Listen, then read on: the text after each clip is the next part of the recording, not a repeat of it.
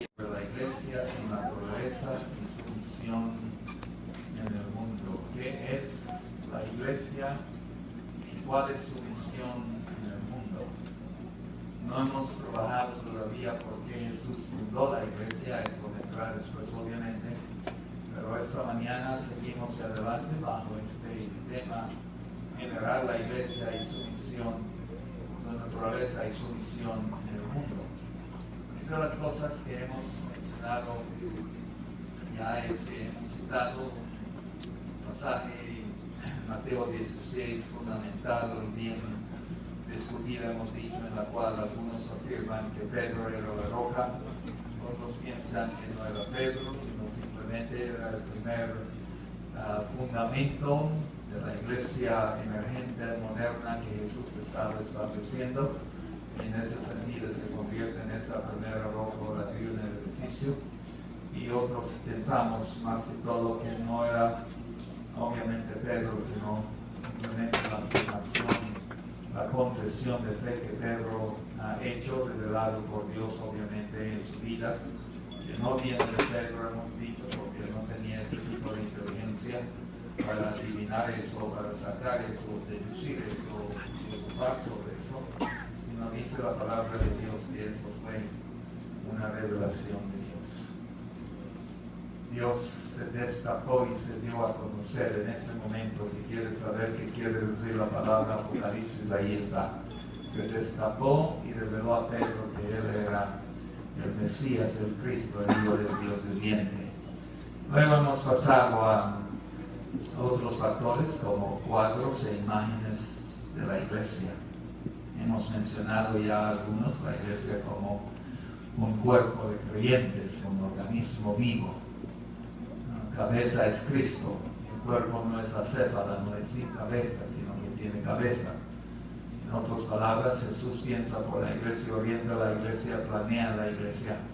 Nosotros no sabemos eso, pero la dirección de la iglesia se debe obviamente a la mente de Dios, a Dios mismo.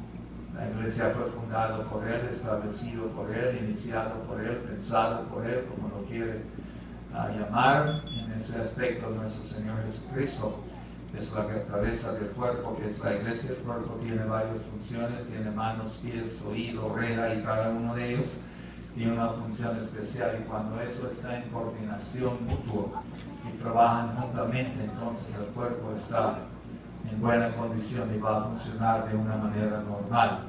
Cuando tú te enfermas de un brazo, casi todo su cuerpo se enferma, o tiene un ojo enfermo que lastima, eso te dificulta en muchos aspectos, en otros aspectos de la vida.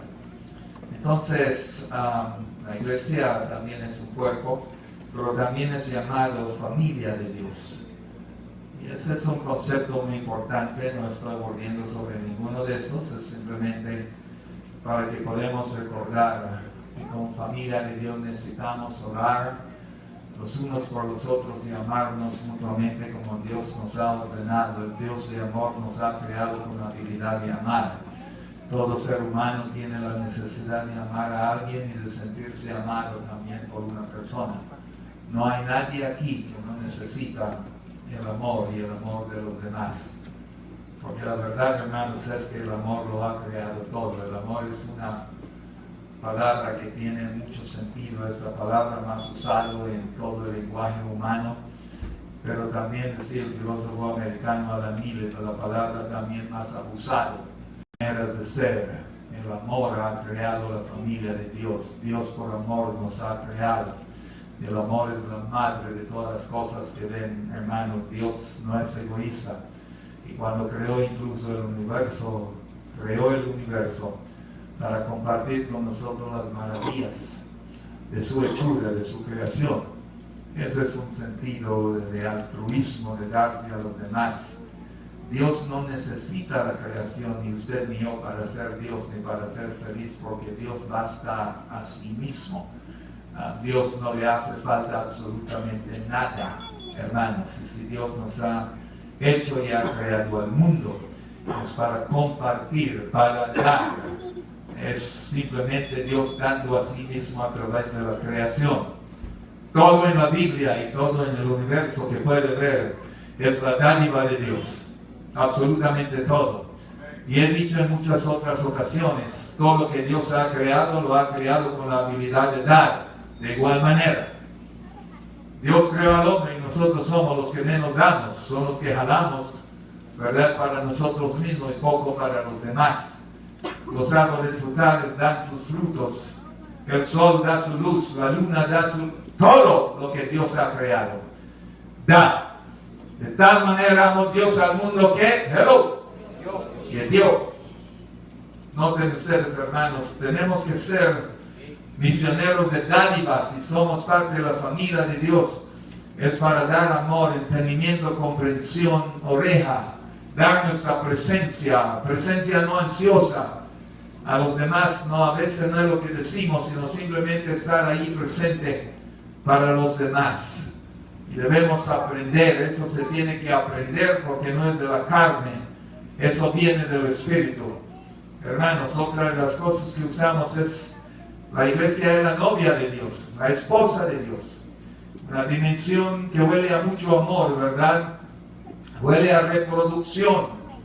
Uno de los grandes propósitos del matrimonio es para la reproducción, no es el único, pero es uno de ellos. Dios juntó a hombre y mujer para que pudieran dar prole, dar el producto de sus relaciones íntimas.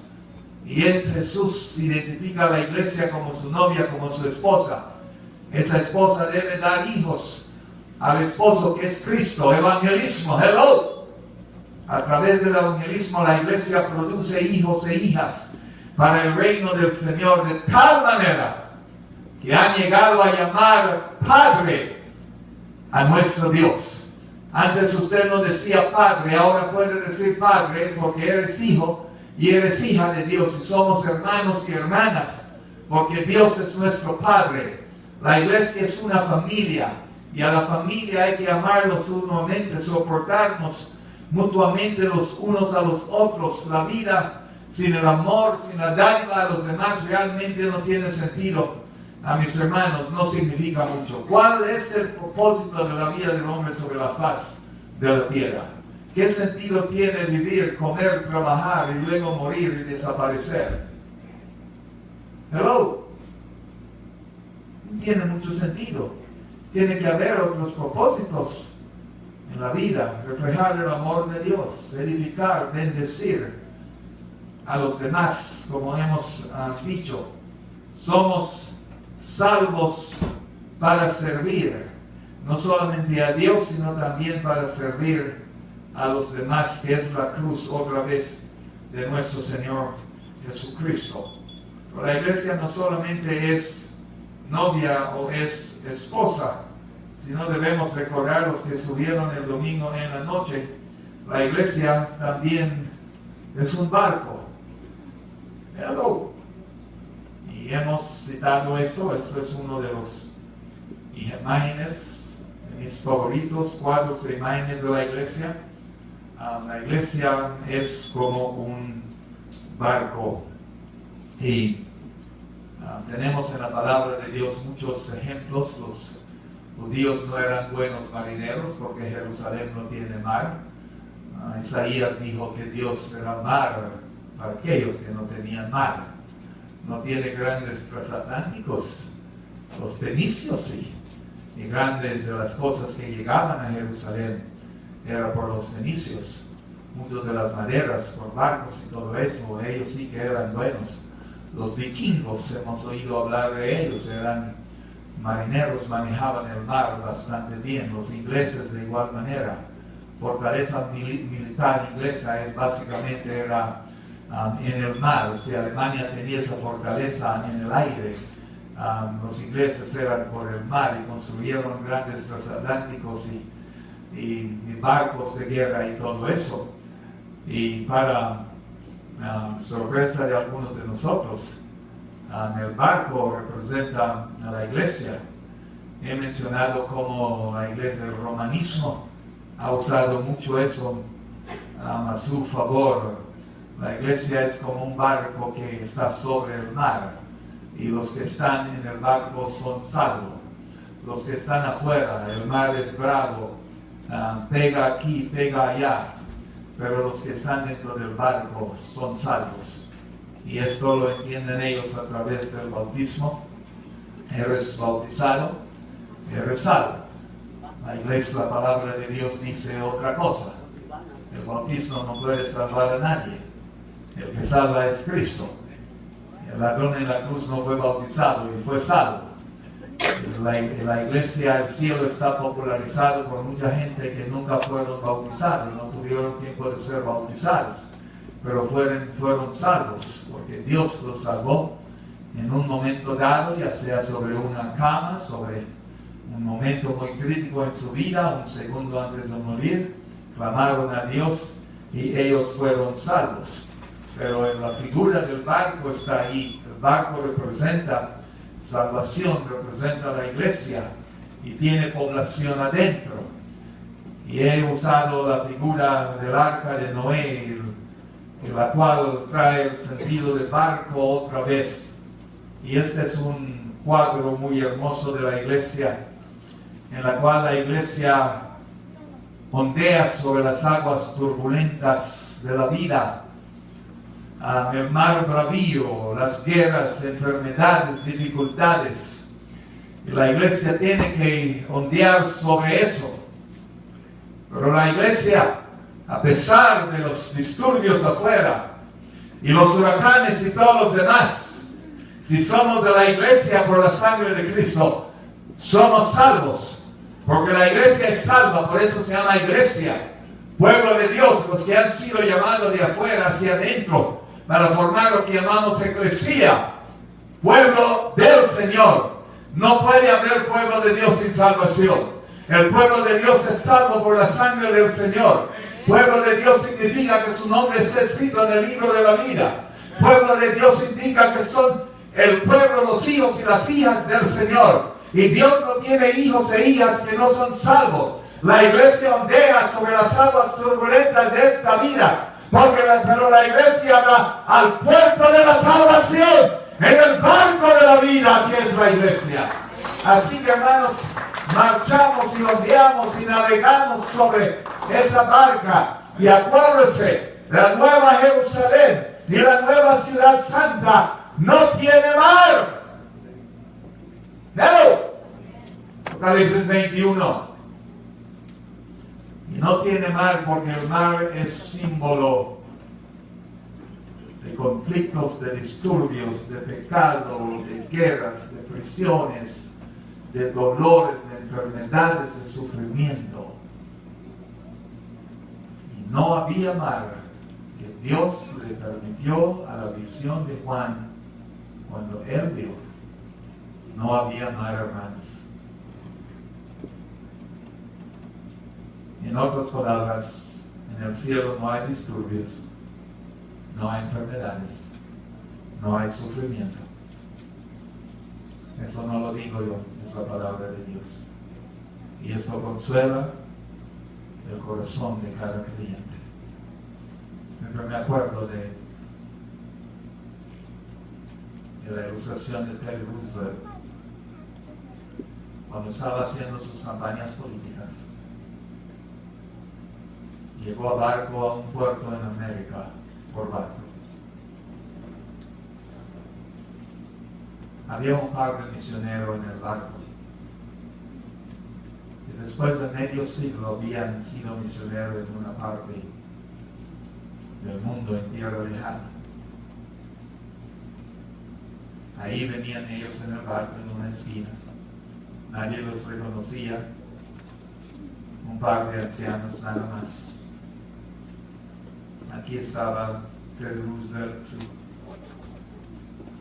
comitiva política y todo el mundo girando alrededor de él, porque el político tiene poder, tenemos que reconocer eso. Todo el mundo girando alrededor de él. Cuando ellos llegaron a tierra para desembarcarse del barco, había una banda musical grande y una multitud de gente que estaban esperando para recibir al señor Roosevelt como su candidato. El misionero anciano ya golpeado por los golpes de la vida y los años, le dijo a su esposa esas palabras.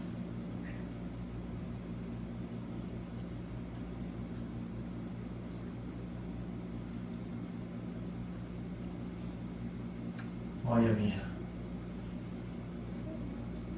nosotros con más de medio siglo testificando por Cristo en tierras lejanas, hemos regresado a nuestra casa en América. No hay nadie que nos reciba, mucho menos celebración. Miren, este joven podría ser nuestros hijos. Miren la celebración y la cantidad de gente. Y la esposa se inclinó sobre sus pies. Él agachó. La esposa le dijo en su oído: oye, mío, es que nosotros no hemos llegado a casa todavía.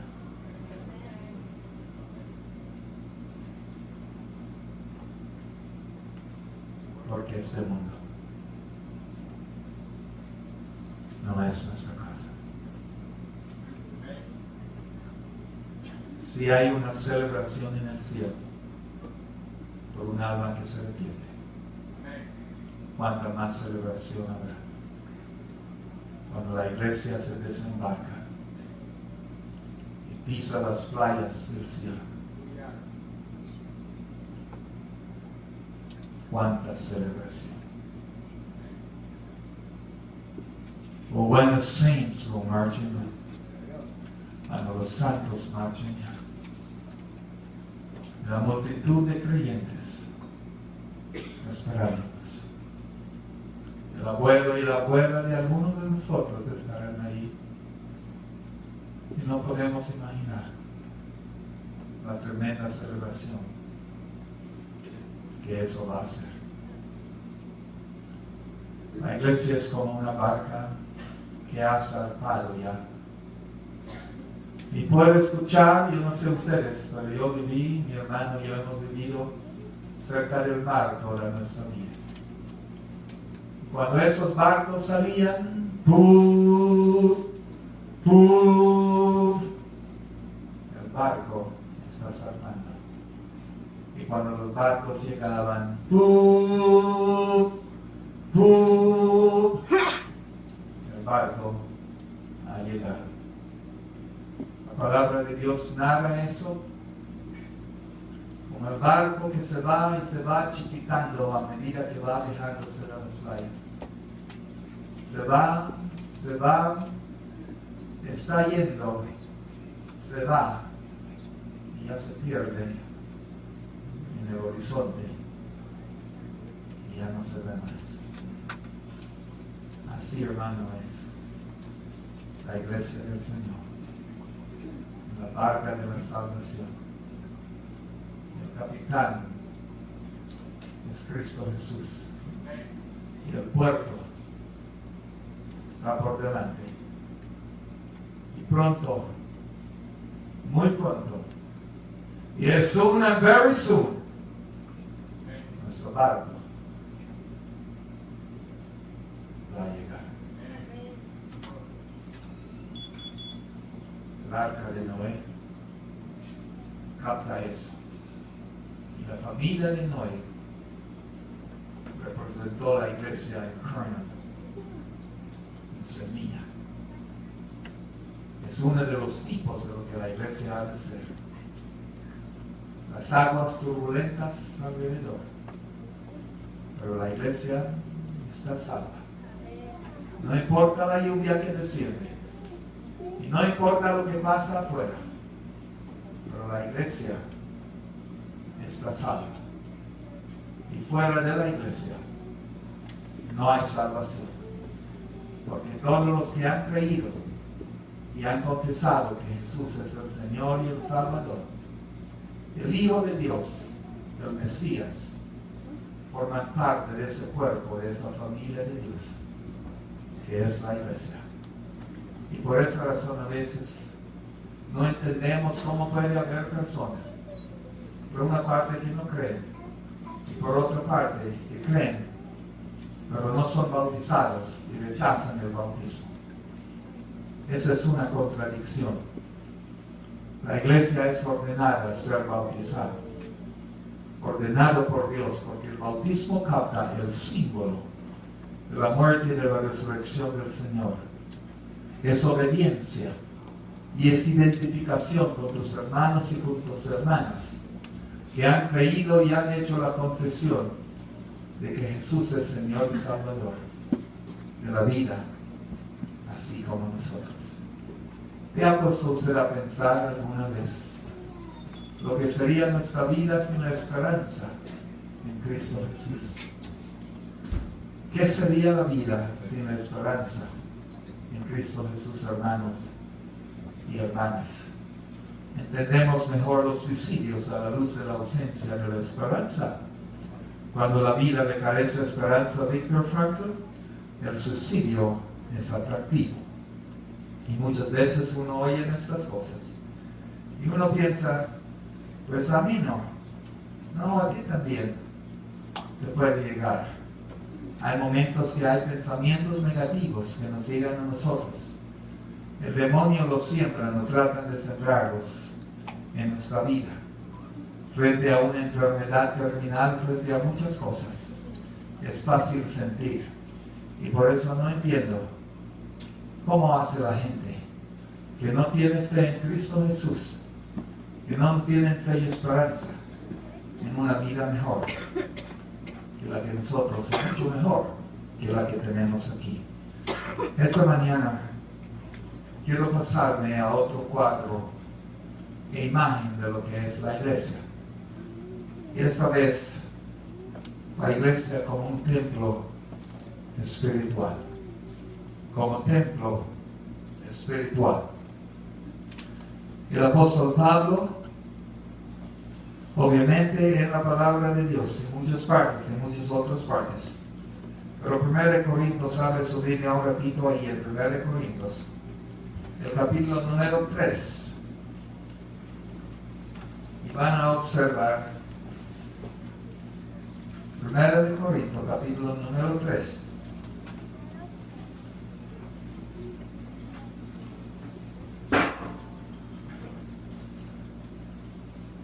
Versículo número 16.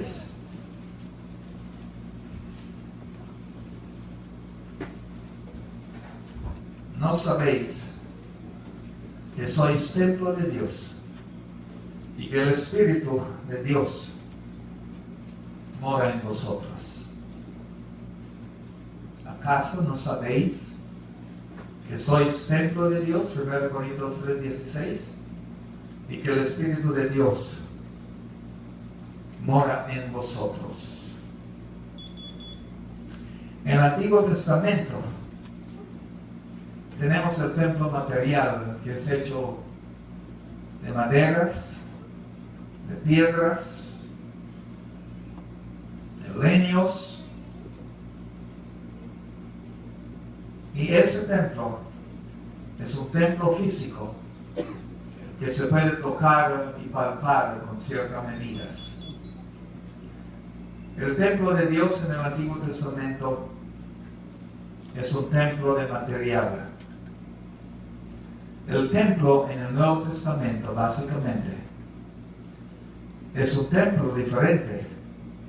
Es un templo espiritual, hechos con piedras espirituales.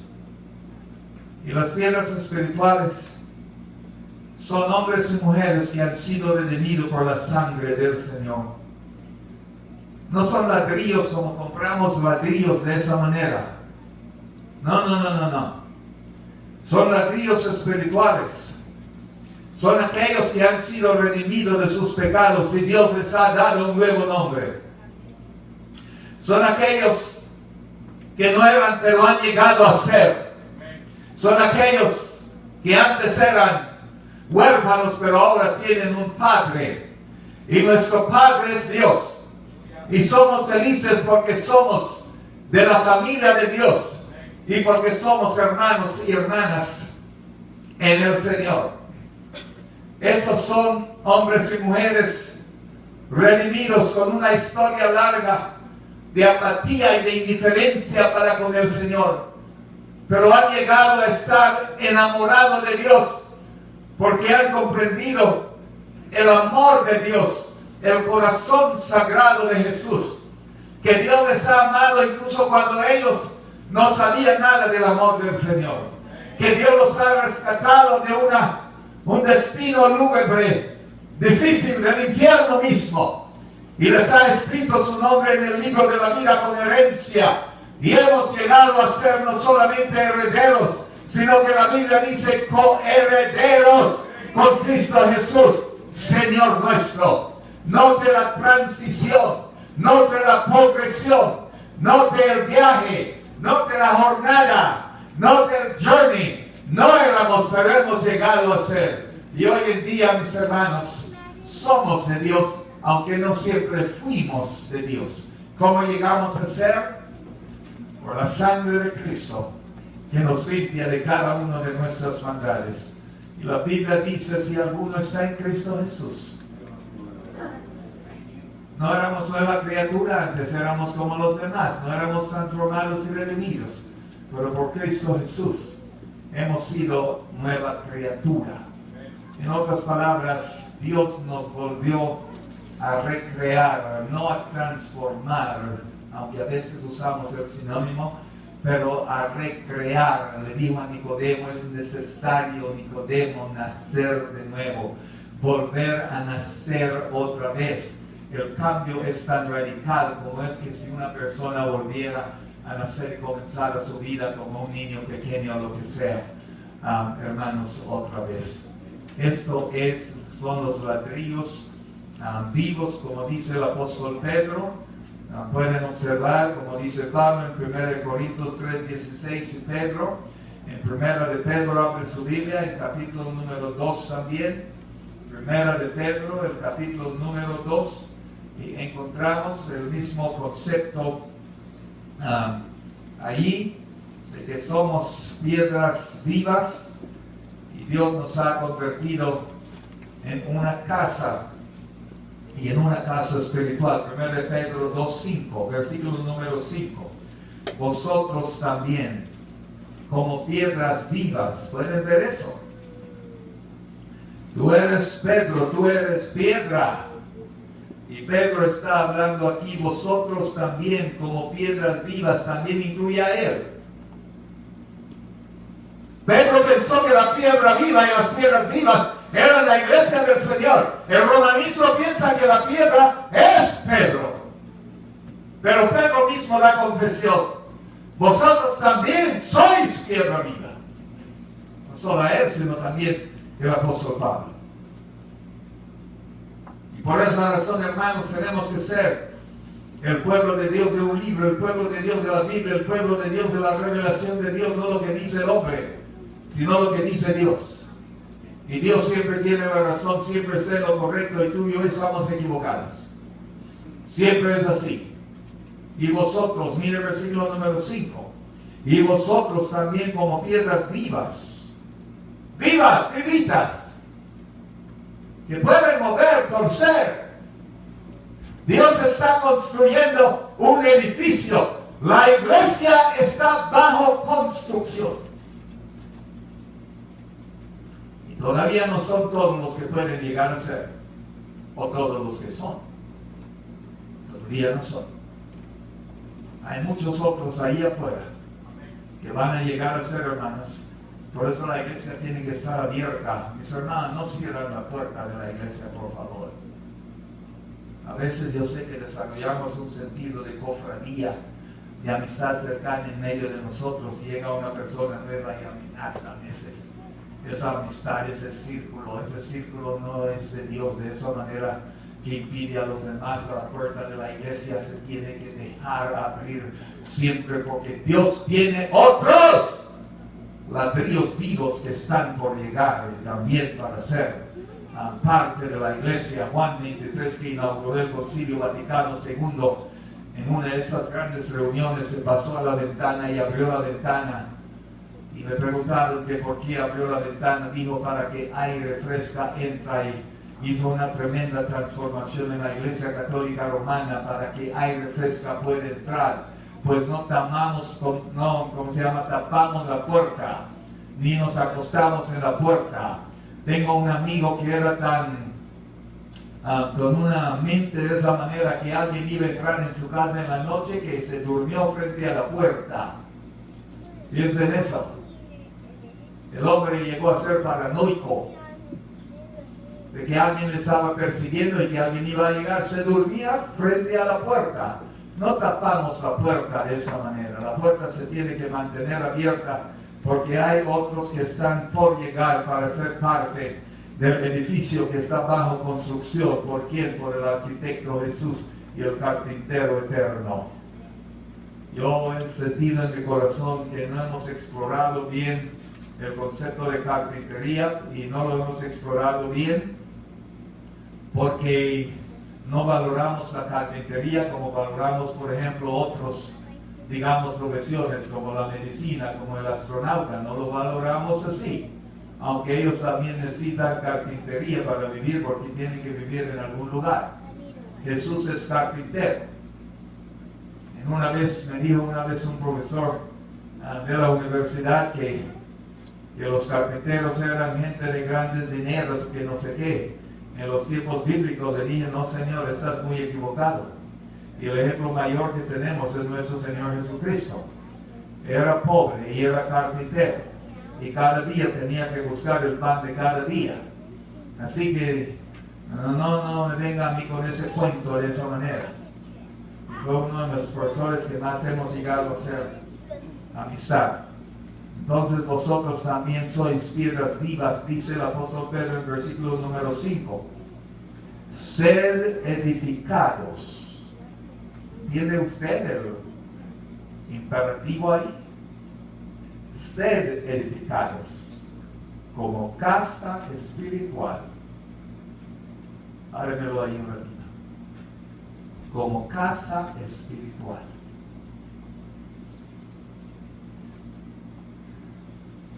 Hermanos, de Anderson, el martillo de Jesús, que está construyendo el edificado.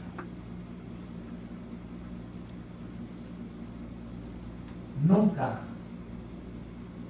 no deben ser parte de la iglesia, o sea, siempre deben ser parte de la iglesia. La iglesia es construcción de Dios, y la Biblia dice, es casa espiritual.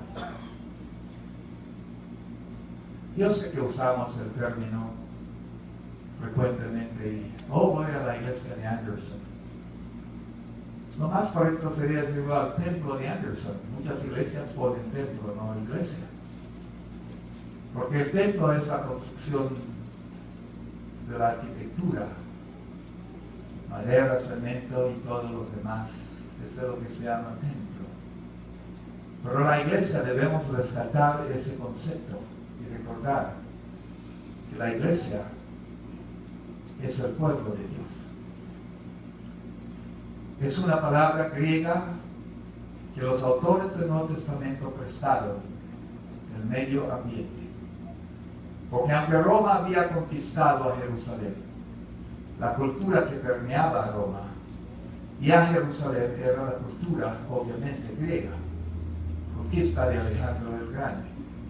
Y ellos hablaban no español, sino el lenguaje era conocido como el koiné, o el griego popular de las masas, que todo el mundo estaba hablando en las calles, los soldados y todo el mundo. Ahora recuerden que Jesús hablaba arameo, que era uno de los dialectos obviamente semíticos dentro del pueblo judío. Pero la palabra eclesía era el pueblo que se reunía para deliberar en un principio asuntos políticos en Grecia. la iglesia se reunía y condenaban o absolutaban a los prisioneros, a los que eran acusados. La iglesia en Grecia condenó a Sócrates y lo mandó a tomar la cicuta, que es un veneno mortal y letal. La iglesia se reunía para hacer deliberaciones de igual manera y tomar decisiones como pueblo, como agrupación. Los esclavos no podían ser parte de la iglesia, sino más bien los ciudadanos. Los autores del Nuevo Testamento prestaron la palabra eclesia para hablar de la iglesia como pueblo de Dios, como corporación de Dios, como gente de Dios. Entonces la eclesia, la palabra literalmente significa ser llamado desde afuera, ex afuera, exit, mira ahí esa, que va para afuera, ¿no?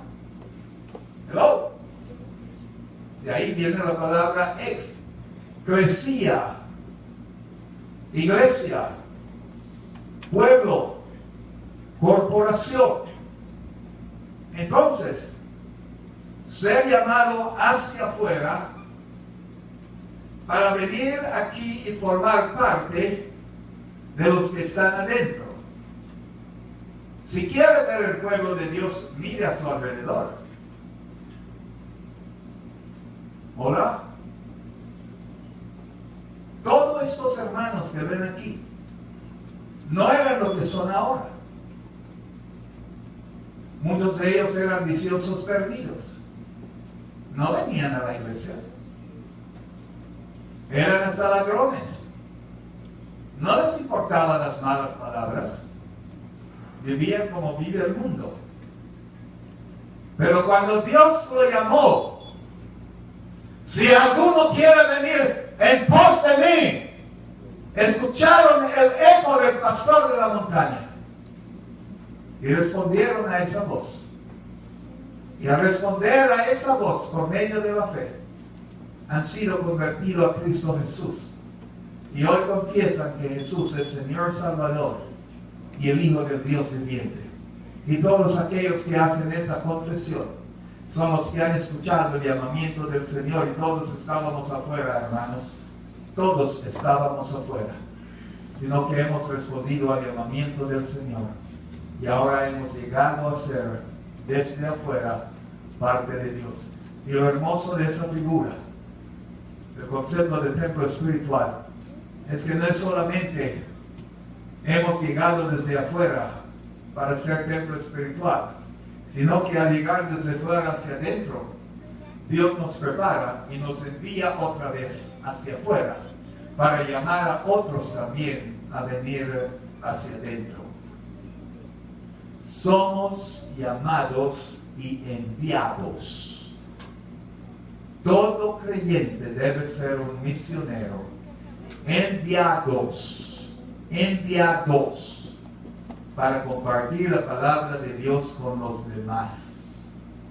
Este lugar huele a santidad.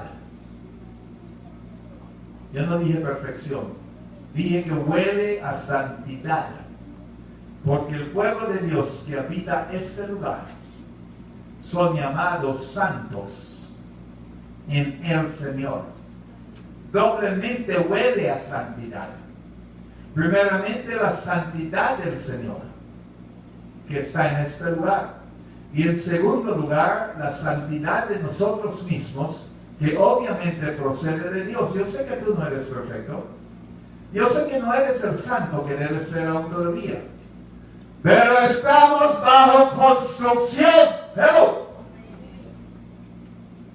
estamos siendo edificados, y cada día debemos de ser más santos en el Señor, mejor negociante, más honesto, mejor trabajador donde quiera que trabajamos, más honestos. No podemos de alguna manera caducarnos ante la presión del mundo. La iglesia tiene que mantener su santidad, porque la salvación del mundo depende de la santidad de la iglesia. El mundo necesita a la iglesia, no lo saben, no lo reconocen, pero necesitan a la iglesia si es que hay alguien en el mundo que ha de ser salvo. La iglesia es un regalo de Dios al mundo.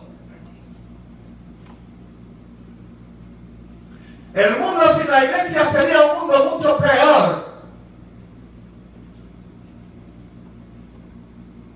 La presencia de la iglesia en el mundo es la presencia de la levadura y la sal y la luz para brillar a nuestro alrededor y combatir la insipidez que está en el mundo y contribuir al mundo para que sea un mundo más sabroso y un mundo mucho mejor. Esa es la razón por la cual necesitamos menos políticos cristianos. O la iglesia no es cualquier cosa como usted piensa que es. Oh, pues ahí Iglesia Bautista Anderson, ¿qué harán las personas que están? Oh, ahí cantan aleluyas al Señor. No ha dicho nada malo. Pero es mucho más que eso. Es posesión de Cristo. La iglesia y pertenece al Señor.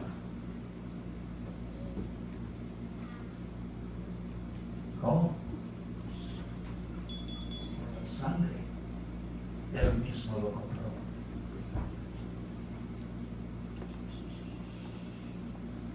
Mi esposa y yo fuimos a registrar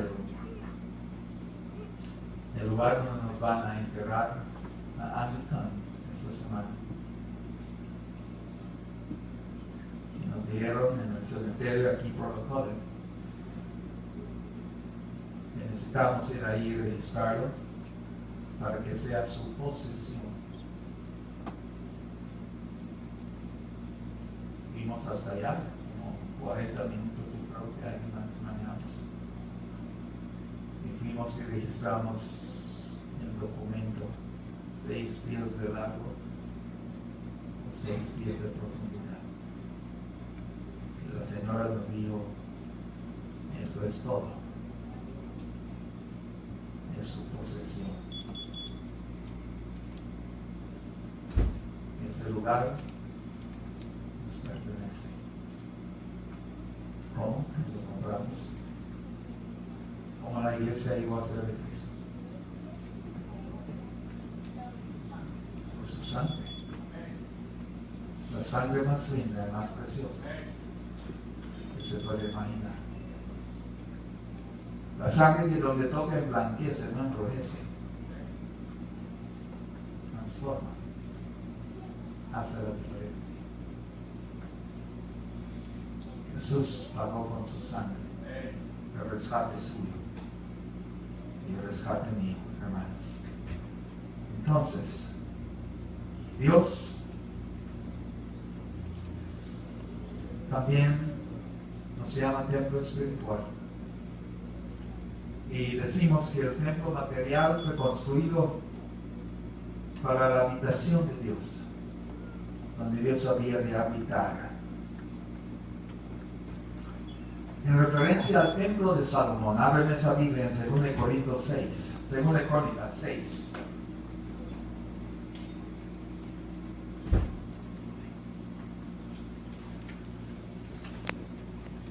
Capítulo número 6, versículos número 1 y 2.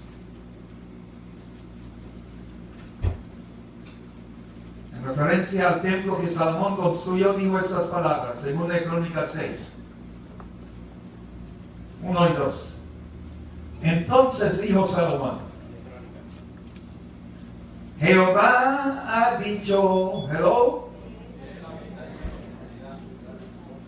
yo pues, una casa de morada para ti y una habitación que mores para siempre, dice la palabra de Dios. Y Salomón obviamente su humanidad y todo eso, sus limitaciones y todo eso, construyó ese templo en el cual Dios habría de morar. Pero Dios también prometió que Él mismo moraría en el templo, no solamente Salomón, según de Reyes, ábreme esa Biblia.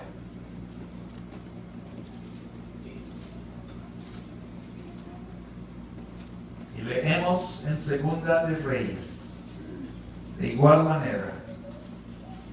Primera de Reyes, perdón hermanos, yo dije segunda, es Primera de Reyes, capítulo número 6. Van a observar versículos 11, 12 y 13 en Primera de Reyes.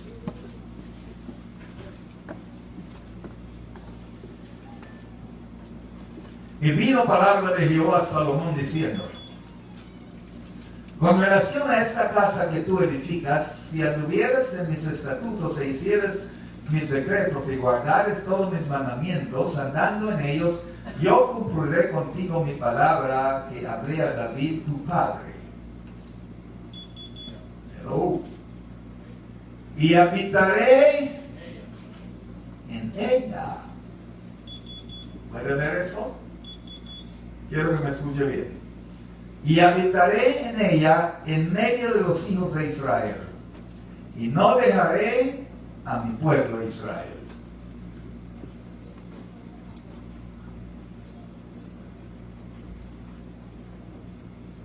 Quiero que me escuche bien. Por esa razón, el templo tiene que ser mantenido santo, o mantenido en santidad.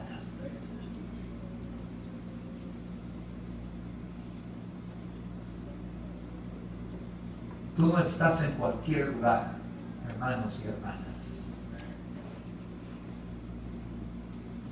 La carpeta no es de oro y el púlpito tampoco, porque no tenemos a Salomón acá.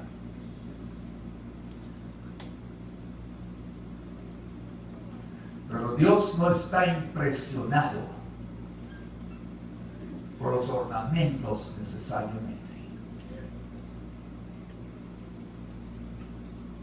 A mí he dicho siempre y volveré a decir, a mí no me importa que los hermanos quiten su zapato en medio de... Y si quieren quitar su zapato, quítalos, damas o hombres, porque hay que recordar que el lugar en el cual estás es tierra santa. Dios le dijo a Moisés, quita tu sandalia, porque el lugar donde está es tierra santa. La presencia de Dios santifica ese lugar. Ay, hermanos, es que mi media tiene un hueco, el mío también.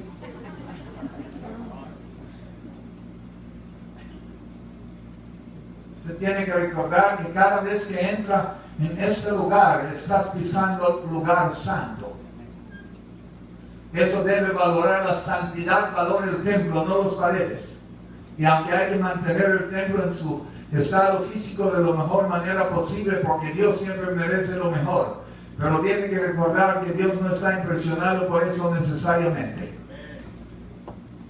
Yo no estoy diciendo tiren papeles por todas partes, eso tampoco. Cleanliness is next to godliness, decimos en inglés.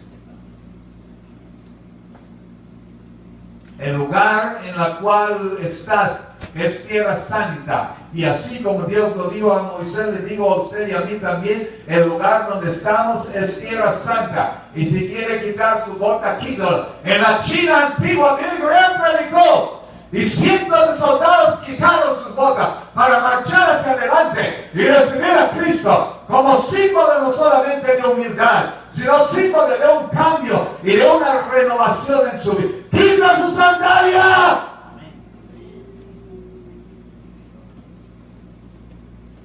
Porque estás en tierra santa. Apenas me estoy pensando algo. Había un hermano en la iglesia de nosotros, siendo un niño creciendo, y mi hermano puede recordar eso. Paul Schenk. Él sabe de quién está hablando. A veces iba con saco y sobre todo con corbata, su camisa blanca, bien vestido y sin zapato.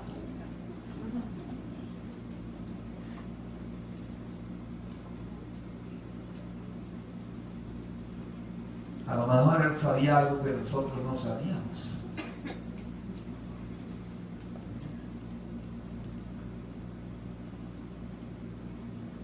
Un símbolo de reconocer la santidad de Dios, la presencia, la limpieza, la pureza de Dios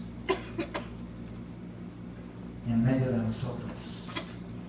El templo, hermanos, debe mantenerse en santidad. quiere decir apartado, separado, única y exclusivamente para la glorificación del Señor. Esa es la razón por la cual no tenemos un bazar y un baile aquí adentro. Esa es la razón por la cual insistimos a las damas, por favor, vestirse de manera santa cuando vienen a este lugar. Yo sé que puedo predicar esto por 1000 años y todavía tendremos descotes y todos los demás en medio de nosotros. Tápese, tápese, tápese, que usted está compitiéndose con Dios. No se trata de ganar la admiración de los hombres. No, no, no, no, no. Se trata de estar en armonía con el Sagrado Corazón de mi Cristo. Vístase de manera santa, porque el lugar donde está es tierra santa. Aquí puedo predicar por 1000 años. Y siempre lucharemos con eso.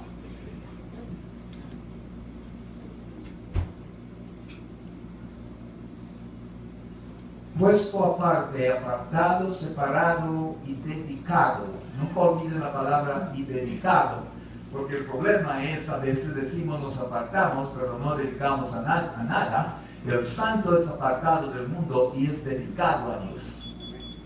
Y si no hay dedicación, está en el mundo aún todavía, porque la dedicación marca la distinción si eso no es del mundo. Lo que uno ama, uno sirve. Lo que uno ama, hello. Uno se dedica a eso.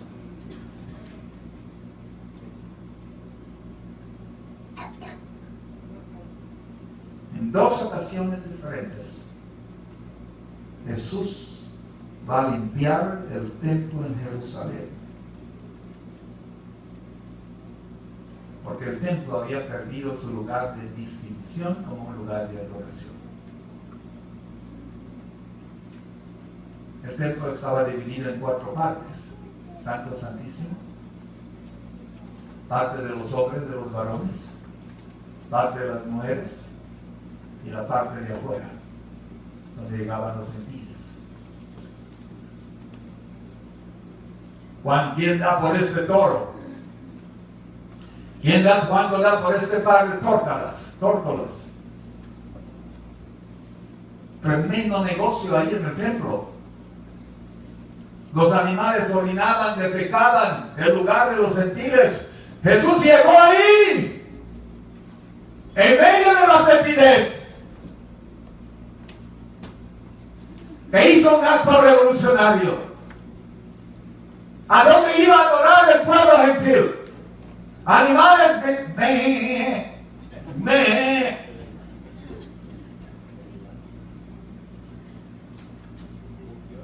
El Señor dijo, no, esta no es casa de oración.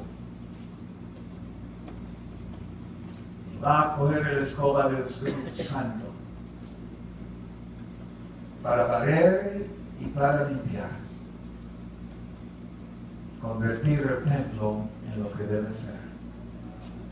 Mi casa es casa de oración, mas vosotros lo habéis convertido en cueva de ladrones. Escuchen esto. Si Jesús era tan celoso en el templo físico,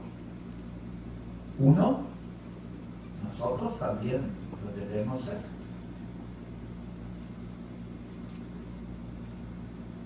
Y los hermanos que tienen el ministerio de limpiar este templo nunca desprecia ese trabajo. Y usted tampoco, no lo despreciemos nosotros.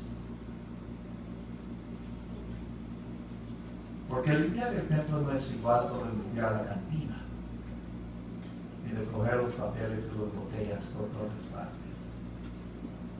No, hay una diferencia. El celo de tu casa me consume. My God. El celo de tu casa me consume.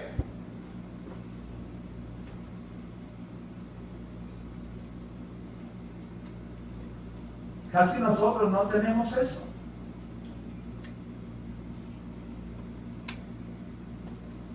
Diáconos tienen que limpiar a veces el templo de muchas cosas que dejamos. Yo no estoy diciendo que no se puede tomar un poco de agua. Hay gente que tiene necesidad de tomar un poco de agua. Hay gente que tiene que levantar para ir al baño. Pero no debemos perder la distinción y la esencia de la santidad del templo del Señor. Y si tienes que traer un agua para tomar un vino o lo que sea, trata de regresar a la botella, no botella en cualquier lugar. Acuérdese, el lugar huele a santidad y Dios le gusta la limpieza. For cleanliness is next to godliness.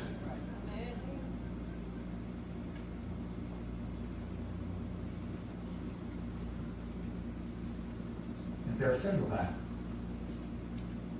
no solamente Jesús tenía celo por el templo físico, y que nosotros debemos tenerlo también, sino que imagínense, si tuviera tantos celos por la casa física, seguramente igualmente, mayormente, tiene más celos, o tiene celos también por su templo espiritual. ¿Ha pensado en eso? Que Dios está celoso de ti. Celos santos por ti y por mí, porque nos ama con un amor eterno. Hermano, eso valora nuestro ser y la imagen de nosotros mismos a nosotros mismos debe ser incrementado por el celo que Dios, el amor que Dios tiene para nosotros. Dios te valora, la mujer entiende eso bastante bien. Cuando Dios ve a nosotros como su nuevo hijo, su nueva hija, Él ve su imagen, ve su estampa en nosotros y no quiere que nadie nos lleve. Por eso la Biblia usa tantas figuras de matrimonio para con Dios, no solamente familia, sino esposa, novia, todo eso. Una dimensión sexual, una expresión de intimidad más profunda que uno puede imaginar. Dios te ama con un amor eterno y te quiere abrazar también, porque no es fácil amar sin abrazar. Acuérdese del hombre que tenía los $4.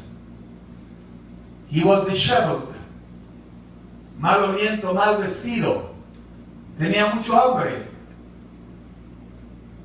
pero solo tenía $4. ¿Qué voy a hacer con mis $4?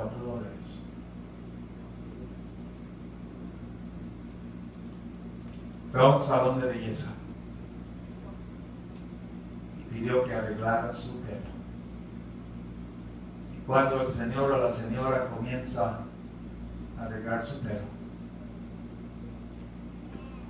le miró al estilista en su cara y le dijo: eres la primera persona que ha tocado mi cabeza en muchos años. Padres aprenden a amar, a abrazar a sus hijos.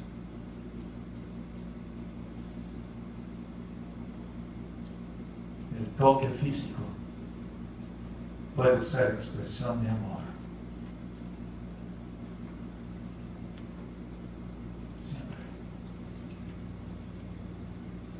Niños que nacen y no son tocados tienden a morir y desarrollar enfermedades más que aquellos que son tocados. ¿Sabían ustedes eso? No tienen a nadie que les toque. Hay muchos aquí que nunca hemos escuchado de nuestros papás, nuestra mamá te ama. No decimos eso. No abrazamos a nuestros hijos. Y luego nos sorprende porque la muchacha es coqueta. Está buscando el toque del abrazo de algún maloso de la calle.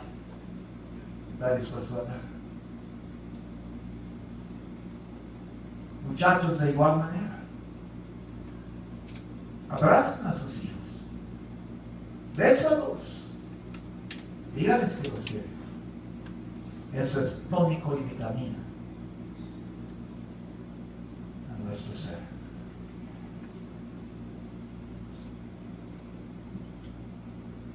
Jesús está celoso de nosotros. 1 Corintios 3:17. Y ya les voy a dejar ir. ¿Cuánto tiempo es ya? Gracias, Manuel. No sabía, pero con eso me ayudó. Y voy a cumplir eso. 1 Corintios capítulo número 3.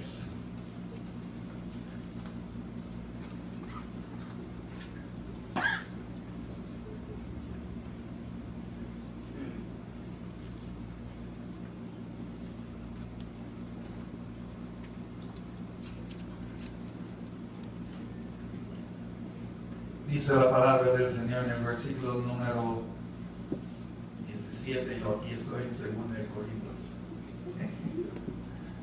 Leemos de la siguiente manera: si alguno destruyera el templo de Dios, Dios le destruirá a él. Porque el templo de Dios, ¿qué pasó? El cual sois vosotros. ¿Qué pasó? Santo es. Esto debe cambiar nuestras actitudes dentro del templo, nuestra manera de hablar, a mi parecer, nuestra manera de ofrendar, de relacionarnos con los demás. Santo es, dice el versículo número 17. Dios le destruirá a él si alguno destruye el templo de Dios. Porque el templo de Dios, el cual sois vosotros, santo es. En el Antiguo Testamento, Dios escogió a algunos hombres que se llaman sacerdotes para ministrar. Y estos eran los sacerdotes que ministraban en el templo. Pero en el Nuevo Testamento, ábreme esa Biblia en 1 Pedro 2:9, uno de los textos que los bautistas usamos mucho. Pero en el Nuevo Testamento, la iglesia, somos llamados todos sacerdotes.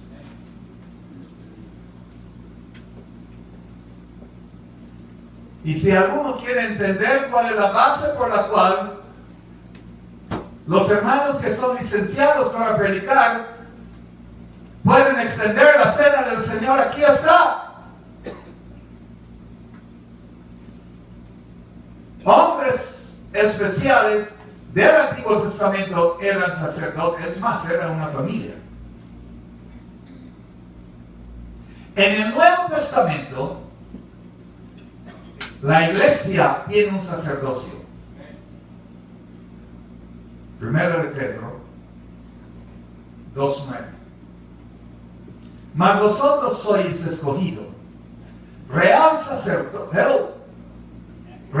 sacerdocio, nación santa, pueblo adquirido por Dios, para que anunciéis las virtudes de aquel que os llamó de las tinieblas a su luz admirable. Y la parte que quiero escoger es real sacerdocio. No cualquier sacerdote, sino de la realeza, real, verdadero sacerdocio.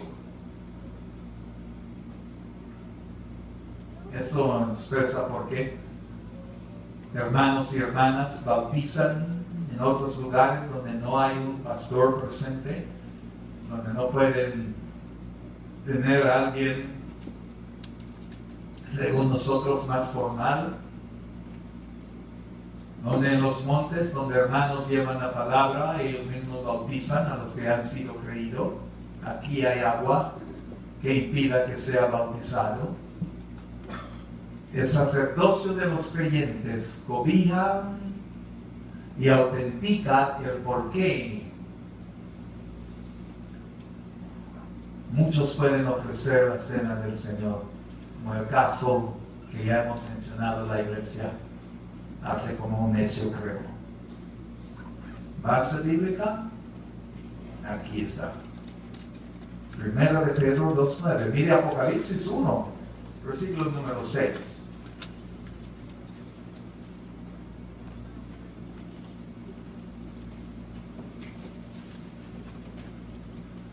Y dice la palabra, nos hizo reyes. ¿Y qué más? Para Dios, su Padre. A Él sea la gloria e imperio por los siglos de los siglos. Y nos hizo reyes y sacerdotes para Dios. A Él sea la gloria, dice la palabra, e imperio por los siglos de los siglos.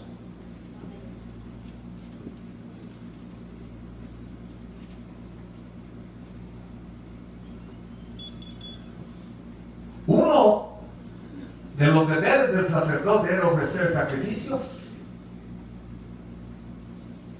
Y por eso Pedro en 1 de Pedro 2:5, otra vez, si pueden observar ahí, ya cité ese texto, pero la segunda parte, si puede observar ahí otra vez, va a ver que no es que no solamente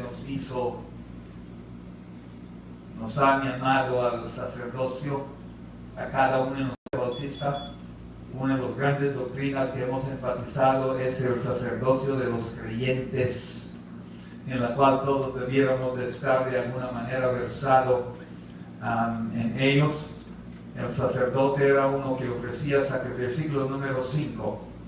Dice la palabra de Dios, nosotros también como piedras vivas, ser edificados como casa espiritual y sacerdocio santo.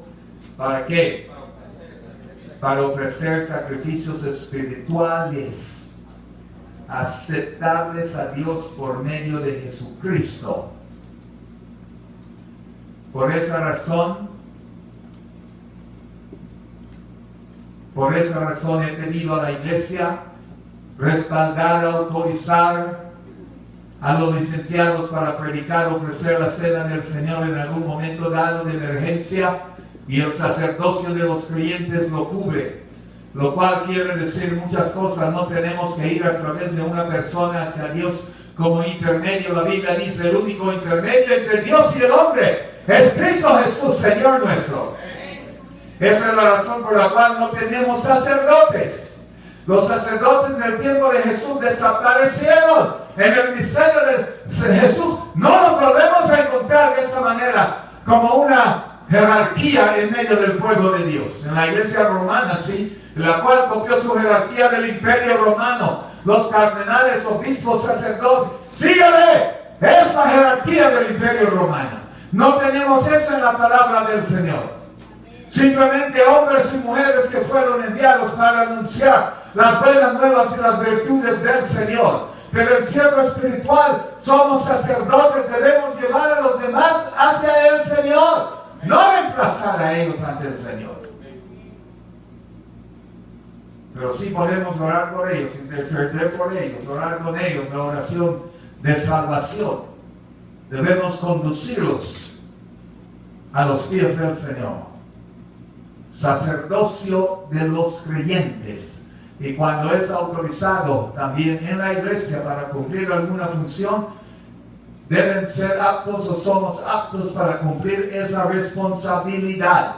Por eso tenemos hermanos y hermanas que predican la palabra del Señor, no solamente el sacerdote que entrega la palabra de Dios, sino otros también. El pueblo de Dios, el sacerdocio de los creyentes. Asumamos nuestro sacerdocio. Servir a los demás.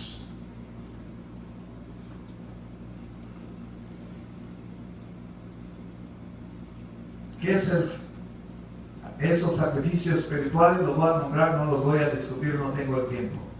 1, 2, 3, 4. El sacrificio de un corazón contrito y humillado. El sacrificio de las buenas hechuras, buenas obras. El sacrificio de una vida dedicada. Cada uno de esos tiene pasaje bíblico. Mi favorito, The sacrifice of praise. El sacrificio de la alabanza. Pero eso será en otro día que trataré de desglosar esto. Señor, no tengo un atuendo especial. No tengo un zapato nuevo para venir a la iglesia. No tengo nada que ofrecer, pero he venido para ofrecer el sacrificio de la alabanza. Mi Padre, no tengo unas tómbolas, unas palomas, porque soy demasiado, pero he venido a ofrecer el sacrificio de la alabanza. No tengo un toro grande porque no tengo dinero para comprar, pero he venido para ofrecer el sacrificio de la alabanza. Somos sacerdotes en el ministerio del Señor. Nadie es tan pobre que no puede ofrecer el sacrificio de la alabanza. No tengo una buena voz para cantar, pero he venido a ofrecer el sacrificio de la alabanza. Mi Cristo Jesús, ayúdenme.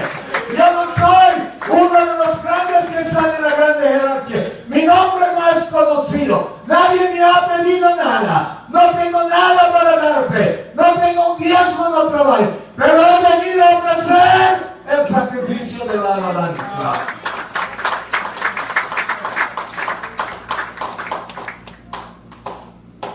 El sacrificio de la alabanza.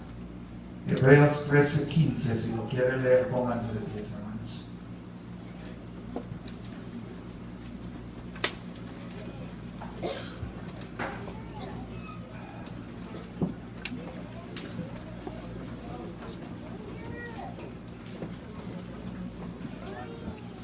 Es cierto, tenemos que comer, vestir,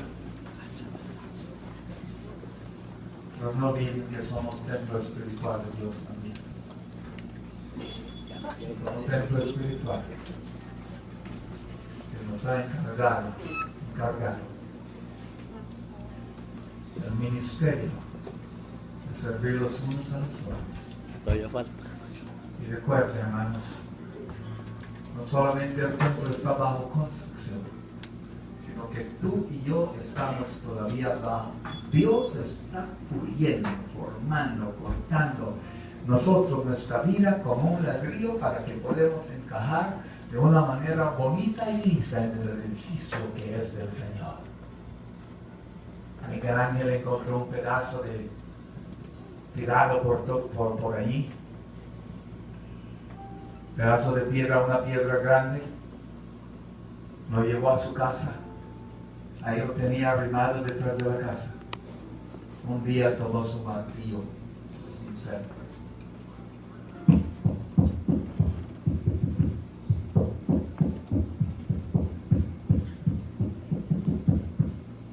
Pasó un amigo, le dijo: Miguel Ángel, ¿qué haces?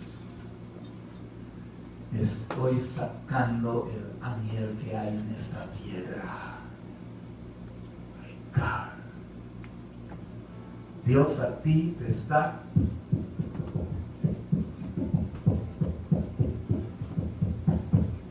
sacando el ángel que hay en ti y en mí, formándonos como ladrillos vivos en el edificio, en su casa. Somos casa espiritual. Cierren sus ojos. Esta mañana, 3 invitaciones rápidamente. Tú nunca has recibido a Cristo en su vida. Nunca has dicho: Señor, yo soy un pecador que necesito de ti. Esta mañana un amor en mi corazón se ha desarrollado para ti, Padre, y me gusta su palabra. Vengo a ti, mi Señor, y confieso que yo soy un pecador en necesidad de ti. Transfórmame, cámbiame, renuévame, Señor. Yo quiero ser diferente y quiero ser parte de tu familia. Abro mi corazón y recibo del Señor. Si tú esta mañana has dicho eso en su corazón: Señor, soy un pecador en necesidad de tu salvación. Te amo, Señor, ayúdame, mi Padre. Abro mi corazón y te recibo. Si has dicho esa palabra, puedo ver tu mano. ¿Hay alguna persona presente que esta mañana está dispuesta a decir: Yo quiero ser de Cristo. Yo recibo a Cristo en mi corazón. Segunda invitación. Ya recibí al Señor, pero no he sido bautizado todavía. Y esta mañana quiero obedecer al Señor. Y he decidido obedecer a Dios en el bautismo. Puedo ver su mano. Mueve esa mano, mueve esa mano. Sabes que Dios te está llamando. Y Dios no va a cambiar de opinión. Tú tienes que cambiar. Tercera invitación.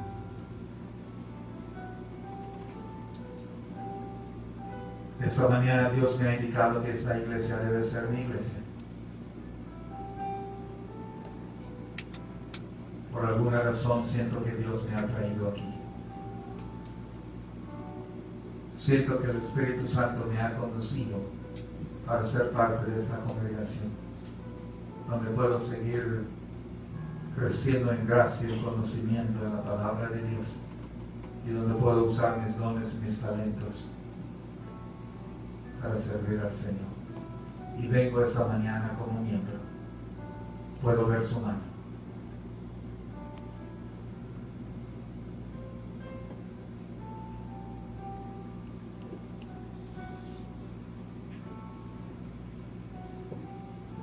Muy bien, mis hermanas. Vayan, mis hermanos. En el nombre del Padre, del Hijo y del Espíritu Santo. Saludaos los unos a los otros en amor fraternal.